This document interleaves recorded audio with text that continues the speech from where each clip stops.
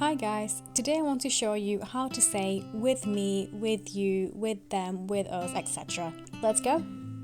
Starting with our pronouns, ben, sen, o, biz, siz, onlar. So that's I, you, he, she, it, we, you plural, and them.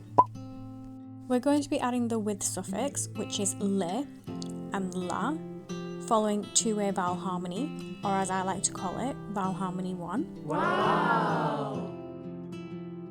Adding the with suffix to the pronoun, ben becomes benle, sen becomes senle, o becomes onla, biz becomes bizle,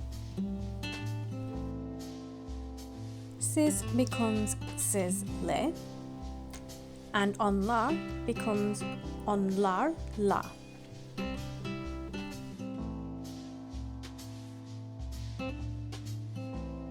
So there you have it. Benle with me, senle with you, onla with him, with her, or with it, bizle with us, sizle with you, plural you, and onlarla with them.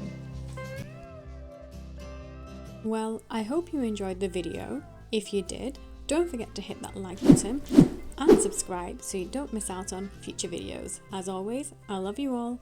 Thank you for watching.